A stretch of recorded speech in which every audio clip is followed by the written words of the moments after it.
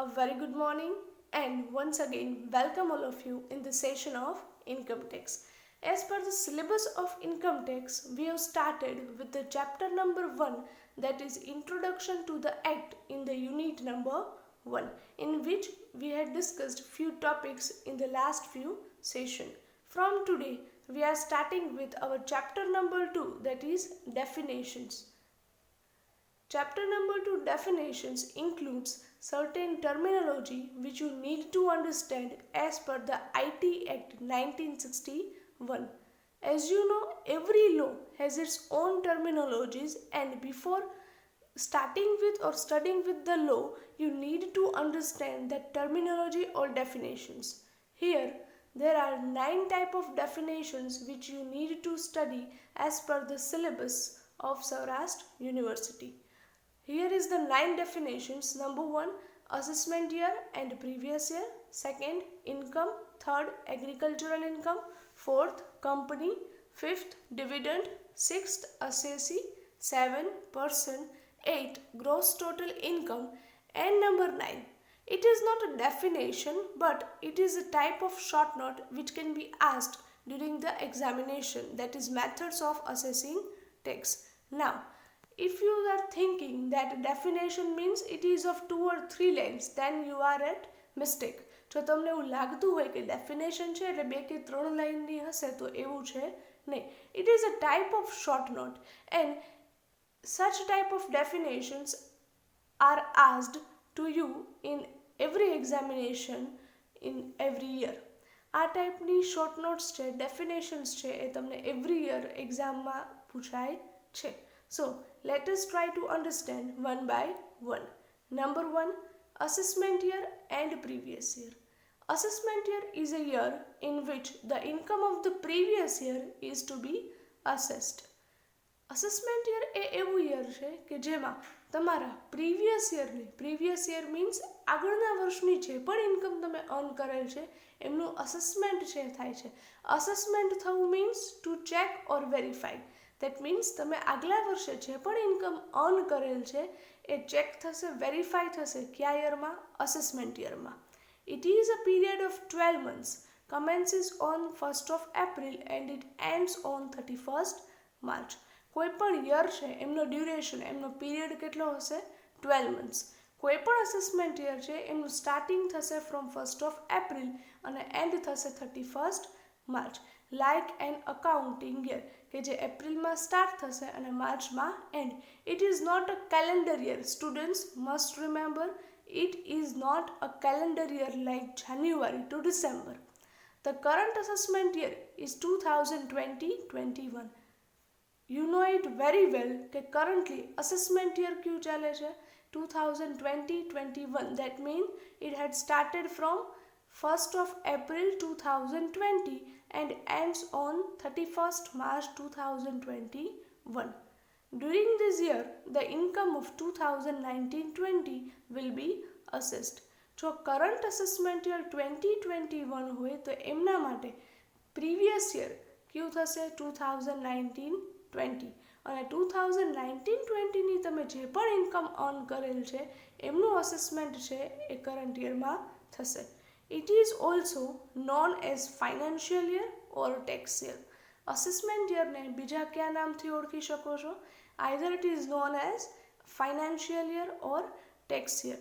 Students, from this you can conclude one thing.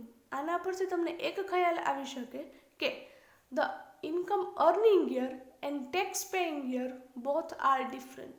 That means તમે જે યરમાં income earn કરો છો એમના પછીના એટલે કે નેક્સ્ટ યરમાં તમે એ ઇન્કમ પરનો ટેક્સ છે ગવર્મેન્ટને પે કરો છો. પ્રીવિયસ યરમાં તમે જે પણ ઇન્કમ અર્ન કરેલ છે એમનો ટેક્સ તમે કરંટ યર એટલે કે અસેસમેન્ટ યરમાં પે કરો છો. So I hope now you are clear કે જો તમે 2020-21માં કોઈ ટેક્સ પે કરો છો ઇન્કમ પર તો એ ઇન્કમ તમે ક્યારે અર્ન કરેલ હશે? પ્રીવિયસ યરમાં. That means 2019-20. Now the second one is previous year. According to section 3 of the IT Act, students, here in every definition section number are given.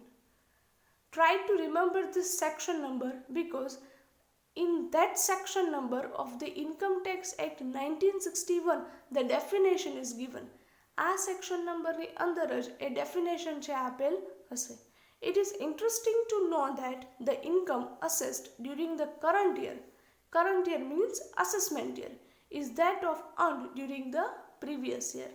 તમે તમારા કરંટ અસેસમેન્ટ યરમાં જે પણ ઇન્કમનું અસેસમેન્ટ કરો છો, વેરીફાઈંગ અને ચેકિંગ કરો છો, એ ઇન્કમ તમે અર્ન ક્યારે કરેલ હશે? During the previous year. That means તમારા આગળના વર્ષમાં. So it is a year preceding the assessment year. તો આ એ વર્ષ છે કે જે અસેસમેન્ટ યર પહેલાંનું, પ્રિસીડિંગ મીન્સ પહેલાંનું વર્ષ છે. It is also known as the income year or accounting year. The other name of the previous year is income year or accounting year, in which you are earning the income, and assessment year means on those income you are paying the tax. That means tax year. I hope now we are clear with the difference between assessment year and previous year. Here the examples are given. For example, if assessment year is 2020-21, જો assessment year છે એ 2020-21 છે, તો એમના માટેનું previous year થશે 2019-20.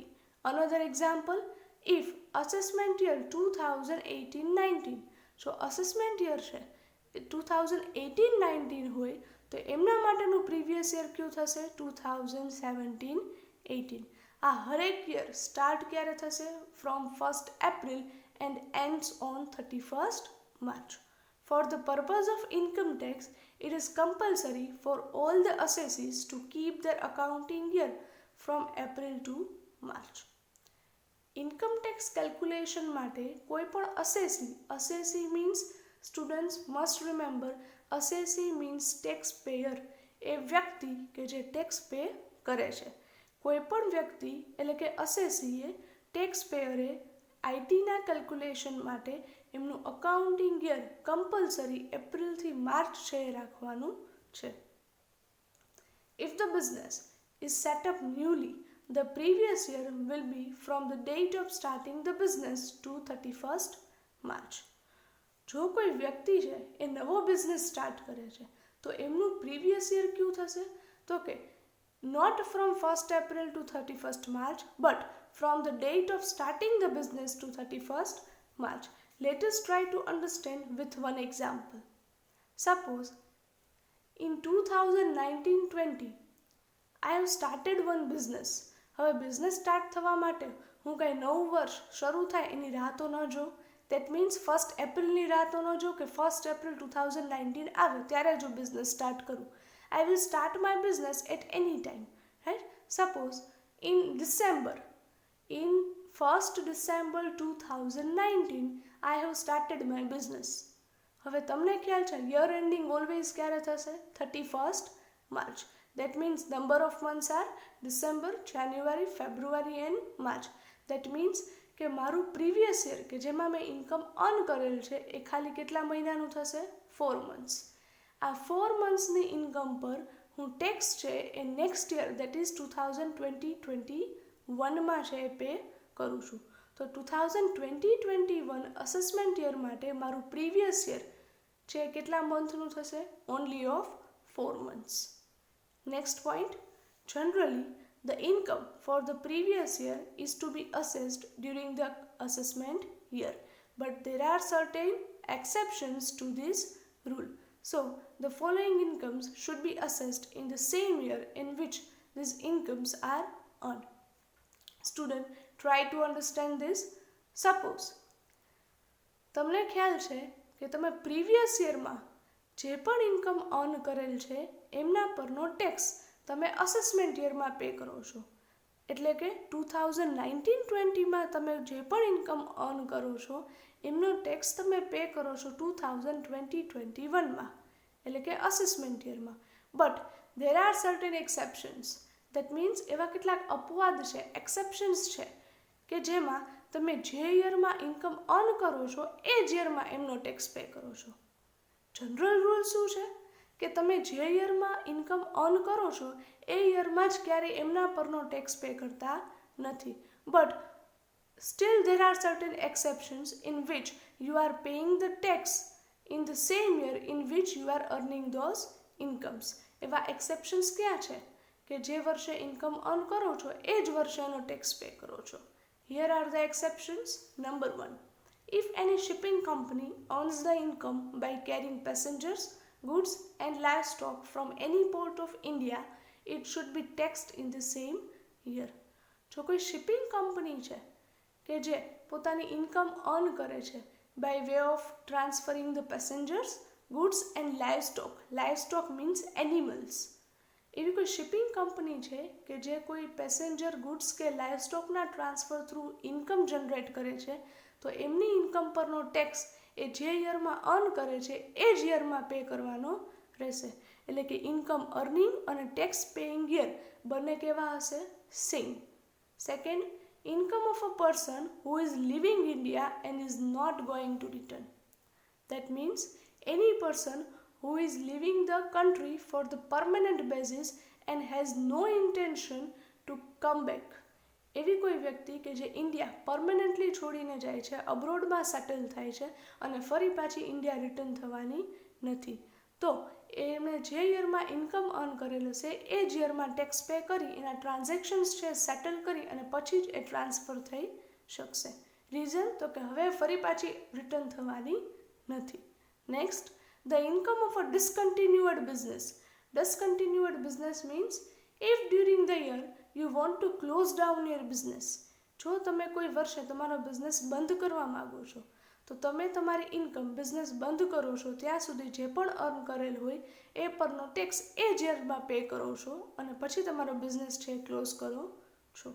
એટલે કે જો તમે બિઝનેસ ક્લોઝ કરતા હોય તો તમારે સેમ યરમાં ટેક્સ પે કરવાનો થશે. And last one, if income tax officer suspects that the assessee is hiding his assets or income to avoid the income tax. જો કોઈ આઈટી ઓફિસરને એવું ડાઉટફુલ એટલે કે સસ્પેક્ટિવ લાગે કે અસેસી એટલે કે ટેક્સ પેયર એ ક્યાંક ને ક્યાંક પોતાની અસેટ્સ અને ઇન્કમ છે હાઇડ કરે છે, દેટ મીન્સ છુપાવે છે, શેના માટે? Two avoid the income tax because he does not want to pay the income tax to the government. In that case, he may order the assessee to revise and check the income and pay the tax in the same year. So, these are the exceptions કે તમે જે યરમાં income earn કરો છો એ જ યરમાં tax pay કરો છો. Otherwise income earning અને tax paying year બંને કેવા હશે? અલગ અલગ. Previous year means income earning year and assessment year means tax paying year. I hope now we are clear with the concept of assessment year and previous year. Students, if you will not understand it clearly right now, it will be might difficult for you to understand the other chapters. આ terms છે class clear કરજો, otherwise આગળના chapters છે એ તમને clear થશે નહીં. Now, the next definition is income. Every time you are speaking that you need to pay tax on your income, તમે હરેક વખતે બોલો છો કે તમારે ટેક્સ છે ઇન્કમ પર પે કરવાનો છે, but income means what? Here the definition of income is given as per the IT Act. Generally speaking, income means monetary return. That means any financial return એટલે કે તમને મનીમાં જે પણ રિટર્ન મળે છે which is received from some source and it is received periodically. તમને કોઈ definite source through એટલે કે કોઈ બિઝનેસની ઇન્કમ હોય, કોઈ કેપિટલ ગેઇન હોય કે હાઉસ પ્રોપર્ટીની ઇન્કમ હોય કે તમારા સેલરીની ઇન્કમ હોય, કોઈ ડેફિનેટ સોર્સ થ્રુ તમને જો કોઈ મોનેટરી રિટર્ન છે એ જનરેટ થતો હોય તો એને તમે શું કહો છો? Income. Now according to section 2 of 24, income includes the following amounts. That means income means what? ઇન્કમમાં તમે કઈ કઈ આઇટમ્સ છે ઇન્ક્લુડ કરો છો એ આઈટી એક્ટના સબસેક્શન 24 ઓફ સેક્શન 2માં આપેલ છે. ઇન્કમમાં કઈ કઈ આઇટમ્સ છે ઇન્ક્લુડ કરો છો? Number 1, income of salary. If you are doing a job and earning a salary, then a salary will be your income. Second, the value of allowances received for performing the duties. Suppose you are doing a job, and in that job, apart from the salary, if you are receiving any other cash benefit, જો તમને એ સિવાયના કોઈ cache benefit મળે છે તો એને કહેવાય allowances. તો એ અલાઉન્સીસ જો તમને રિસીવ થતા હોય તો એમને પણ તમારા માટે શું કહેવાય છે? Income. Third, profit and gain of the business. Suppose if you are doing a business, then whatever profit that you are generating from that business will be your income. Next, dividend received from Indian company. If you are purchasing any shares of an Indian company and on that shares you are receiving the income, then it will be your income. Next, voluntary contribution received by a charitable trust. કોઈ charitable trust છે અને એમને કોઈ voluntary contribution એટલે કે કોઈ પણ વ્યક્તિ છે એ વોલેન્ટરી એમાં કોઈ ફાળો આપે છે, કન્ટ્રીબ્યુશન આપે છે, તો એ ચેરિટેબલ ટ્રસ્ટ માટે શું કહેવાય? Income. Any type of capital gain. Capital gain means if you R selling your assets. જો તમે તમારી અસેટ્સ છે કોઈ પણ, suppose land, jewellery etcetera cell કરો છો અને એમાંથી તમને જે પણ પ્રોફિટ જનરેટ થાય છે તો એમને કહેવાય કેપિટલ ગેઇન. તો કેપિટલ ગેઇન છે એ પણ એઝ અ ઇન્કમ તરીકે આઈટી એક્ટમાં ઇન્ક્લુડ થાય છે. Next, amount received by winning lotteries, crossword puzzles, card race and gambling. Students, remember this. Any of the amount received by way of winning lotteries. તમે લોટરીની ticket છે એમાં win થાવ છો. ક્રોસવર્ડ પઝલ્સ, કોઈ પઝલ્સ છે એ સોલ્વ કરો છો અને એમાં તમને પ્રાઇઝીસ મળે છે. કોઈ રેસમાં પાર્ટિસિપેટ કરો છો like cart race, horse race, અને એમાં તમે વિન થાવ છો અને એમાં તમને કોઈ કેશ પ્રાઇઝીસ મળે છે. And gambling. તો આ બધામાં જે પણ તમને કેશ પ્રાઇઝીસ મળે છે એ તમારા માટે as per the IT act શું થશે? Income. And on that income you need to pay the tax. Next, any illegal income. For example, income from smuggling. તમે કોઈ ઇનલીગલ ઇન્કમ, દેટ મીન્સ ગેરકાયદેસર income છે એ મળે છે. For example, income from smuggling, તો એ પણ તમારા માટે શું છે? Income. And lump sum income like bonus. અને સિવાયની ઇન્કમ કે જે જનરલી તમને રેગ્યુલર બેઝિસ પર મળતી નથી. For example, bonus.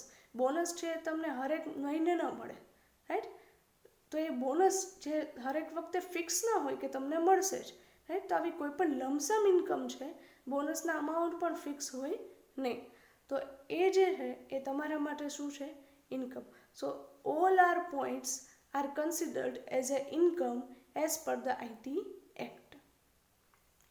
While calculating the income, following points should be remembered. At the time of paying the tax, you need to calculate all type of incomes. જ્યારે તમારે tax pay કરવાનું છે ત્યારે તમે જે પણ વેથી ઇન્કમ અર્ન કરેલ છે એ બધાનો તમે શું કરો છો? ટોટલ, એટલે કે calculation. But at the time of calculation you need to remember the following points. Which are those points? Number 1, income should be received from some definite source. That means whatever income that you are earning should be received from some specific or definite source. તમને ખ્યાલ હોવો જોઈએ કે તમને ક્યાંથી generate થઈ છે. From salary, from business, from capital gain, whether it is an illegal or lump sum amount, etc. That means એમનો સોર્સ છે એટલે કે ક્યાંથી જનરેટ થઈ છે એ તમને ખ્યાલ હોવો જોઈએ. Second, income which is received at regular time intervals is also taxable. That means એવી કોઈ ઇન્કમ કે જે તમને રેગ્યુલર જનરેટ નથી થતી બટ ઇરેગ્યુલર ટાઈમ ઇન્ટરવલ્સ, કે જે તમને ઇરેગ્યુલર સમયે મળે છે. એટલે કે એવું નથી કે હરેક મંથલી છે, બાય મંથલી છે, વીકલી છે, એવું નથી, પણ irregular time intervals. For an example, lottery winning. તમને લોટરીના પ્રાઇઝીસ મળે છે તો લોટરી તમને હરેક મહિને નથી લાગતી, રાઈટ?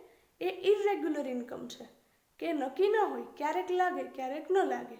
તો આવી જે ઇન્કમ છે કે જેનો ટાઈમ ઇન્ટરવલ્સ છે રેગ્યુલર છે નહીં, તો એ પણ છે income as per the IT act taxable છે.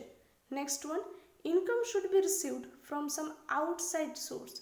Income must be received from some outside source, not from any internal source. તમને ક્યાંક બહારથી જનરેટ થયેલ હોવી જોઈએ, from some external source.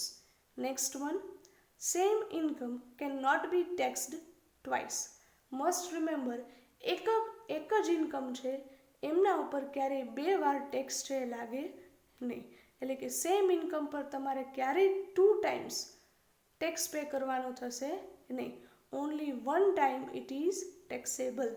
Next, if wife receives PIN money from her husband for her household expenses, it is not her income. જો કોઈ wife છે એમના હસબન્ડ તરફથી પિન મની રિસીવ કરતી હોય, that means personal household expenses માટે કોઈ પણ હસબન્ડ એમની વાઇફને જ્યારે પિન મની એટલે કે આ મની જ્યારે આપે છે ત્યારે મની છે એમની વાઇફ માટે ઇન્કમ ગણાય નહીં, because already husband had paid the tax on that income. અને આમ પણ એ ઇન્ટરનલ સોર્સ થ્રુ જનરેટ થયેલ ઇન્કમ છે, આઉટસાઇડ સોર્સ થ્રુ થયેલ ઇન્કમ નથી, એટલે વાઇફ માટે ઇન્કમ કન્સિડર થાય નહીં. Now I hope you are clear with the second definition, that is income. Next point, wedding gifts and birthday gifts received from relatives are not considered as income. Suppose on certain occasions like birthday હોય, wedding હોય, ત્યારે તમને તમારા relatives તરફથી કોઈ પણ gift receive થાય છે તો એને ક્યારેય ઇન્કમ તરીકે કન્સિડર થતી નથી. However, if the value of these gifts is above rupees 50,000 and if it is received from any other person other than relatives, then can be considered as the income. જો તમને તમારા birthday પર, wedding પર કે કોઈ particular occasion પર gifts receive થતા હોય રિલેટિવ્સ તરફથી તો એ તમારા માટે ઇન્કમ છે નહીં. But in case if you are receiving the gifts more than amount of rupees 50,000, જો તમને 50,000થી વધુ વેલ્યુની કોઈ ગિફ્ટ છે એ રિસીવ થાય છે અને એ પણ તમારા રિલેટિવ્સ નહીં બટ બીજા કોઈ વ્યક્તિ તરફથી, for example from your friends, કે તમારા ફ્રેન્ડ્સ તરફથી તમને 50,000થી વધુ પ્રાઇઝની કોઈ ગિફ્ટ છે મળે છે તો એ તમારા માટે ઇન્કમ છે અને તમારે એમના પર ટેક્સ છે એ પે કરવાનો છે. So if you are receiving any gift of rupees more than 50,000 and from other than relatives, in that case it will be considered as income for you and you need to pay the tax on them. Last point, reward given to finder of a lost item is not taxable. Reward given to the finder of lost item. કોઈ વ્યક્તિની કોઈ વસ્તુ છે એ ખોવાઈ જાય છે અને બીજી કોઈ વ્યક્તિ એમને શોધીને આપે છે તો એ રિવોર્ડ તમે સપોઝ એને કોઈ આપો છો તો રિવોર્ડ છે એ ફાઇન્ડર માટે ઇન્કમ કન્સિડર થશે નહીં, since it can not be considered as is income. For example, you are walking on a road, તમે રોડ પર જતા હો છો, તમારું વોલેટ છે એ પડી જાય છે, right, and after 1 hour A road પરથી બીજી કોઈ વ્યક્તિ પાસ થાય છે અને એમને તમારું વોલેટ છે એ મળે છે, તમારું એડ્રેસ એમાં હોય છે અને તમારા એડ્રેસ પરથી તમને વોલેટ રિટર્ન કરવા માટે આવે છે તમારા ઘર પર. તમે એમને હેપીલી ખુશ થઈને એમાંથી 200 રૂપીસ છે એમને આપો છો તો તમારી એવી આઇટમ કે જે લોસ્ટ ખોવાઈ ગઈ હતી એ તમને ફાઇન્ડ આઉટ કરીને આપે છે અને તમે એમને રિવોર્ડ તરીકે 200 રૂપીસ છે એ પે કરો છો. તો એ રિવોર્ડની જે ઇન્કમ છે એ ફાઇન્ડર એટલે કે જે વ્યક્તિ શોધીને લાવે છે એમના માટે ઇન્કમ છે નહીં. એ પોતે આવો કંઈ બિઝનેસ નથી કરતો કે કોઈની ખોવાઈ ગયેલ વસ્તુ શોધીને આપવી. Do you understand what M I trying to say is that, કે એમનો કંઈ બિઝનેસ નથી આવી કોઈ વસ્તુ શોધીને આપવી, રાઈટ. તો આ રિવોર્ડના અમાઉન્ટ છે એ ફાઇન્ડર માટે ઇન્કમ તરીકે ક્યારેય કન્સિડર થશે નહીં. સો this is the second definition of income. Now the third definition is agricultural income. In India, agricultural income is fully exempted from income tax. Students must remember, exempt from income tax means tax free. ઇન્ડિયામાં તમે જે પણ agricultural એટલે કે ખેતીની income થાય છે એ તમામ એ શું છે, ટેક્સ ફ્રી એટલે કે એક્ઝેમ્પ્ટેડ ફ્રોમ ઇન્કમ ટેક્સ. એ ગમે તેટલી ઇન્કમ થાય એના પર તમારે ગવર્મેન્ટને ટેક્સ પે કરવાનો નથી. It is to be noted that the state government can impose income tax on agricultural income, but the Indian Parliament has no power to tax agricultural income. Generally, you know that two type of taxes can be imposed. Either the tax can be imposed by the central government, by the parliament, and either the tax can be imposed by the state government. Now, central government means parliament એવું કહે છે કે agricultural income પર કોઈ tax છે નહીં, but it has given the power to the state government. એમને state ગવર્મેન્ટને power આપેલ છે કે જો એમને એગ્રીકલ્ચરલ ઇન્કમ પર ટેક્સ છે એ રાખવો હોય તો એ રાખી શકે છે. But generally in India any state government is not charging the tax on the agricultural income. So it is fully tax free income. According to subsection 1A of section 2, the following incomes are regarded as agricultural income. તમે એમ કહો છો કે agricultural income છે tax free છે, but before that you need to understand what is agricultural income. Agricultural ઇન્કમમાં તમે કઈ કઈ ઇન્કમ છે ઇન્ક્લુડ્સ કરો છો. Then these are the points. Number 1, income of land rent, provided that the income must be derived from land and the land must be situated in India and it must be used for agricultural purpose. તમે કોઈ land છે એ rent પર આપેલ છે, કોઈ જમીન છે rent પર આપો છો અને પર્ટિક્યુલર એ લેન્ડનો યુઝ ક્યાં થાય છે? એગ્રીકલ્ચરલ પર્પઝ માટે, ખેતી માટે એ લેન્ડનો યુઝ થાય છે અને લેન્ડ છે ઇન્ડિયામાં જ સિચ્યુએટેડ છે, તો એ લેન્ડની તમને રેન્ટ ઇન્કમ જે થાય છે એ તમારા માટે શું છે? Agricultural income. Second, income received from processing and selling agricultural products. If you are selling any type of agricultural products, then એમના પરની જે ઇન્કમ છે એ તમારા માટે છે agricultural income. Next, income from growing and selling flowers and crops. Apart from that, if you are earning any type of income by way of selling flowers અથવા તો crops એટલે કે પાક તમારો જે સેલ કરો છો અને એની જે ઇન્કમ છે એ પણ શું છે? Agricultural income. Next, income received from farm house, provided that the farmhouse must be owned by the farmer himself. જો તમને ફાર્મ હાઉસની કોઈ ઇન્કમ થતી હોય બટ એ પહેલાં એ ક્લિયર હોવું જોઈએ કે ફાર્મ હાઉસ એ એમની ઓનરશિપ કોની હોવી જોઈએ? એ ફાર્મરની. Farm house must be situated on or near the land and the land of that farmhouse must be outside the jurisdiction of the municipal corporation. That means કે farm હાઉસની income એ agricultural income ક્યારે થશે? કે જ્યારે આ farm house એવી land એવી જમીન પર સિચ્યુએટેડ હોય કે લેન્ડ જે outside the jurisdiction of RMC or any other municipal corporation A particular municipal કોર્પોરેશનના એરિયાની બહાર હોય. એટલે કે મ્યુનિસિપલ કોર્પોરેશન જનરલી કોઈ સિટી એરિયામાં હોય, તો એ સિટી એરિયાની બહારની કોઈ જમીન છે કે જ્યાં ફાર્મ હાઉસ તમારું સિચ્યુએટેડ છે અને એ પણ કોઈ ફાર્મરનું છે, તો એમાંથી થતી ઇન્કમ છે એ એગ્રીકલ્ચરલ ઇન્કમ છે. Outside the jurisdiction of municipal corporation એટલે કે મ્યુનિસિપલ કોર્પોરેશનના કાર્યક્ષેત્રની બહાર જમીન હોવી જોઈએ. Next, interest on capital, profit or salary received by a partner from agricultural firm. If you are running any type of partnership firm, તમે કોઈ પાર્ટનરશિપ ફર્મ ચલાવો છો અને એ પણ કયું? Agricultural partnership firm. કોઈ એગ્રીકલ્ચરલ બિઝનેસ છે અને તમે એમાં કોઈ પાર્ટનર છો, તો as a partner if you are receiving any interest on capital, salary or profit, then it will be considered as your agricultural income. Fees collected for allowing the cattle to graze on forest land. કોઈ forest કોઈ જંગલની જમીન છે અને એમાં cattle means animals ને તમે ચરાવવા માટે એ એરિયા એ જમીન છે આપો છો અને એમાંથી જે પણ ફીઝ કલેક્ટ કરો છો એ ફીઝ છે એ પણ એગ્રીકલ્ચરલ ઇન્કમ છે. વાય? બિકોઝ એનિમલ્સ છે એ જે પણ ગ્રાસ એટલે કે જે ઘાસ છે એ ચરે છે એમના પર જો એ સેલ કરવા જાય એ ઘાસ એમના બદલે, તો એમાંથી થતી એમની ઇન્કમ એ પણ એગ્રીકલ્ચરલ ઇન્કમ થાય.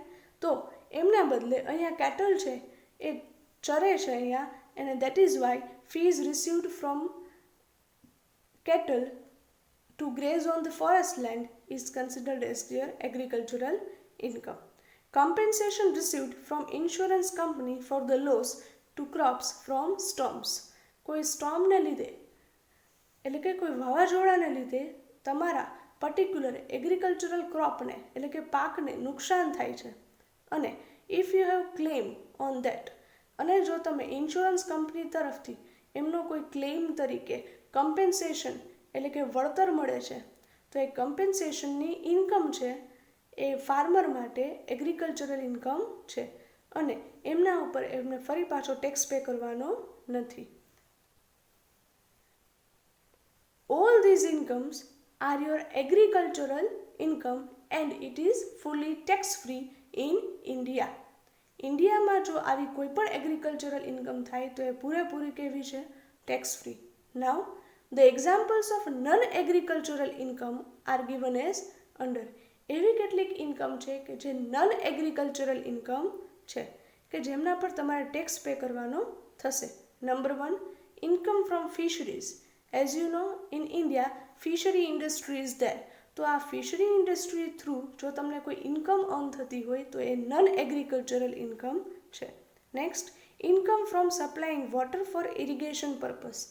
તમે સિંચાઈ માટે, ઇરિગેશન પર્પઝ માટે કોઈ વોટર સપ્લાય કરો છો અને એ બિઝનેસમાંથી તમને જો ઇન્કમ અર્ન થતી હોય તો એ પણ non agricultural income. Next, income from dairy farming. તમારો ડેરી બિઝનેસ છે, ડેરી ફાર્મિંગનો બિઝનેસ છે, તો એ પણ નોન એગ્રીકલ્ચરલ ઇન્કમ છે. Income from selling the trees. Trees તમે સેલ કરો છો. Dividend from a company engaged in agricultural business. એવી કોઈ કંપની કે જે એગ્રીકલ્ચરલ બિઝનેસમાં છે અને એ કંપનીના શેર્સ તમે પરચેસ કરેલ છે અને એમના પર તમને ડિવિડન્ડ રિસીવ થાય છે, તો એ તમારા માટે નોન એગ્રીકલ્ચરલ ઇન્કમ છે, એગ્રીકલ્ચરલ ઇન્કમ નથી. Next, income of salt produced with the help of C water. તમને દરિયાના પાણીથી જે પણ સોલ્ટ છે એ પ્રોડ્યુસ કરો છો, રાઈટ? તો એ સોલ્ટ પ્રોડક્શન છે એ પણ નોન એગ્રીકલ્ચરલ ઇન્કમ છે. Income from the land which is rented for storing the crops. Students, remember here, તમે તમારા ક્રોપ્સને, પાકને સ્ટોર કરવા માટે સ્ટોરેજ તરીકે કોઈ લેન્ડનો યુઝ કરો છો, તો એ લેન્ડની જે રેન્ટ ઇન્કમ છે એ પણ નોન એગ્રીકલ્ચરલ ઇન્કમ છે. Income from the sale of earth for the purpose of brick making. Brick making means ઈંટો બનાવવી. જનરલી ઈંટો બનાવવા માટે જો એ પર્ટિક્યુલર એરિયા છે જેને તમે ઈંટો બનાવવાની ભઠ્ઠી તરીકે આપેલ હોય અને જે લાલ રેતીમાંથી બને છે, તો એમાંથી થતી જે પણ ઇન્કમ છે એ નોન એગ્રીકલ્ચરલ ઇન્કમ છે. Royalty of mines. Mines means ખાણ ઉદ્યોગ. આવી માઇન્સ છે એ તમે કોઈને રેન્ટ પર આપેલ છે તો એમના પર તમને જે રોયલ્ટી મળે છે તો એ પણ નોન એગ્રીકલ્ચરલ ઇન્કમ છે. Income of rent from the farm house which is rented for non-agricultural business. Students must remember, farm house માંથી ફાર્મરને થતી ઇન્કમ એ એગ્રીકલ્ચરલ ઇન્કમ છે, બટ જો આ ફાર્મ હાઉસનો યુસેજ કોઈ નોન એગ્રી બિઝનેસ માટે થતું હોય એટલે કે નોન એગ્રીકલ્ચર બિઝનેસ માટે કરો છો તો એમનામાંથી થતી રેન્ટની ઇન્કમ છે એ નોન એગ્રીકલ્ચરલ ઇન્કમ છે. Agricultural income received from foreign country. Always remember, agricultural income જો તમને ઇન્ડિયામાંથી રિસીવ થાય તો એ એક્ઝેમ્પ્ટેડ છે, ટેક્સ ફ્રી છે. બટ જો કોઈ એગ્રીકલ્ચરલ ઇન્કમ આઉટસાઇડ ઇન્ડિયા એટલે કે જો તમને ફોરેન કન્ટ્રીમાંથી રિસીવ થાય છે તો એ એગ્રીકલ્ચરલ ઇન્કમ એ ઓલવેઝ ટેક્સેબલ છે. For example, agricultural income from America, તો આ ઇન્કમ છે એ ઓલવેઝ ટેક્સેબલ થશે. સો these are the mainly 3 definitions which we are understanding today. Here with this, I am concluding my session. Note down these points of every definition in your book and try to learn this. So, thank you very much and have a good day.